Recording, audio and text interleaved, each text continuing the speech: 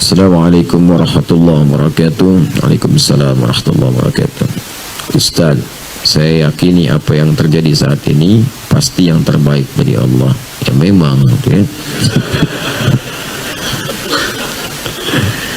Allah mustahil memberikan yang tidak baik, ya. Jadi semua yang baik-baik pasti dari Allah. Kalau ada yang kurang baik itu bersumber dari perilaku kita. Jelas ya? Jadi semua datang dari Allah baik. Hujan misalnya, kita lihat hujan nih. Hujannya sih baik dari Allah. Buka Quran surah ke-31 ayat 34. Innallaha 'indahu 'ilmus sa'ah wa yunazzilul ghaits. Ya wa ya'lamu ma fil arham wa ma tadri nafsun madza taksibu ghadan wa ma tadri nafsun bi ayyi ardin tamut. Kata Allah, sungguh hanya milik Allah pengetahuan tentang 5 hal. Dan ini nggak akan pernah dibagi pengetahuan ini. Jangankan pada manusia, malaikat pun nggak tahu. Di antara makhluk yang paling dekat dengan Allah adalah seorang yang mulia, Nabi Muhammad sallallahu alaihi wasallam. Saking mulianya, tadi malam banyak saya uraikan, malaikat Jibril pun yang dekat dengan Allah nanya kepada Nabi tentang satu di antara 5 persoalan ini. Yang pertama tentang kiamat, sa'ah. Innallaha 'indahu 'ilmus sa'ah. Pengetahuan tentang waktu pasti terjadi kiamat. Di Quran tuh banyak, yaumul akhir ada, yaumul qiyamah, yaumuddin. Tapi ketika menunjuk waktu, diksinya berubah menjadi sa'ah. Sa'ah itu jam kalau bahasa sekarang. Jam itu kan ada menitnya, ada detiknya. Itu kata Allah, innallaha, pakai inna, harfu nasbin wa taukidin, huruf penguat penancap di dalam jiwa yang meyakinkan.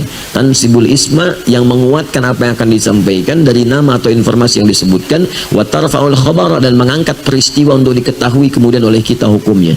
Ya, mabniun 'alal fathi la mahalla lahu minal i'rabi. Ya, didasarkan pada fathah, pembuka, diketahui, dibuka supaya paham kita. Ya, jadi innallaha, sungguh aku yakinkan, kata Allah. Tanamkan keyakinan ini pada jiwamu. Demikian cara menerjemahkan ini ilmu nahwu. Tanamkan keyakinan pada jiwamu, jangan pernah ragu, kata Allah. Indahu ilmus sa'ah, hanya milik Allah pertama pengetahuan tentang kiamat. Kapan terjadi kiamat? Waktunya, jamnya, menitnya, nggak ada yang tahu. Ya, saking nggak ada yang tahu ya pun, malaikat pun yang paling dekat dengan Allah, malaikat Jibril, sampai disebut dengan Ruhul Amin, ya itu nggak tahu terjadinya, tapi uniknya nanya pada Nabi Muhammad. Tuh, jadi kemuliaan Nabi Muhammad sampai malaikat turun nanya sama Nabi. Itu diabadikan di hadis Muslim, nomor hadis yang ke-8. Lalu kemudian disampaikan kembali, dinukil oleh Al-Imam An-Nawawi dalam kitabnya Al-Arba'in itu, ya, dari 42 hadis, nomor hadis yang kedua. Ya, tentang hadis Islam, iman dan ihsan itu. Ya, dan kalau kita bacakan cukup panjang.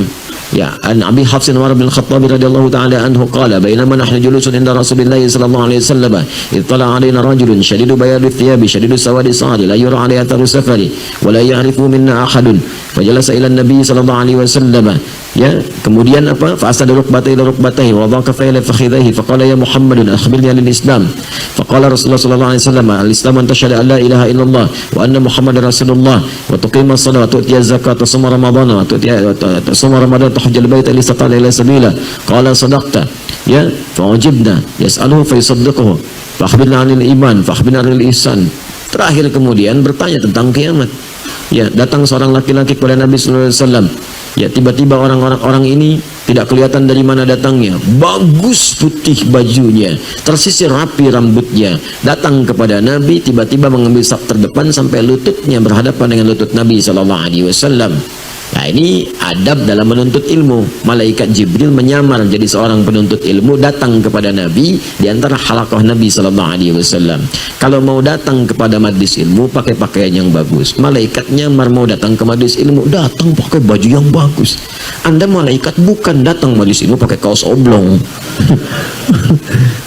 Ya, datang yang bagus, pakai yang baik. Kemudian datang ambil saf paling depan. Saf paling depan itu fokusnya tinggi, mic-nya mati, kedengaran tetap. Fokus tinggi. Ya, mau ngantuk tahan-tahan saf depan. Ya, mau bikin status susah, mau selfie malu. Dia kan Anda ngambil posisi yang strategis hanya untuk urusan dunianya, memang dapat juga, cuman fokusnya nggak akan maksimal.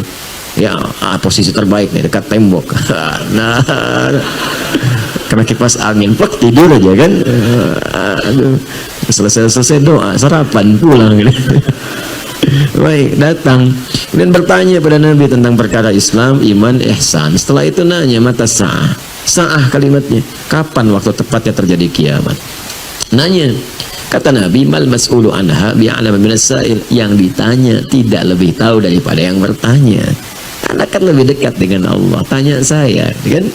Baik, nah ini gambaran untuk juga dalam ilmu hadis ada yang menjelaskan supaya ini disampaikan kalimat dari Nabi menunjukkan asal sanad informasinya. Ini menunjukkan Nabi nggak ngarang-ngarang sendiri, bersumber dari Allah lewat malaikat yang membawa pesan. Jadi Nabi pun tidak tahu, ya, kemudian malaikat tidak tahu, hanya Allah yang tahu. Jadi kalau ada orang bikin isu tentang kiamat, gak usah didengar. Ya, kiamat terjadi tanggal sekian, bulan sekian, tahun sekian. Wah, kasihan masyarakat.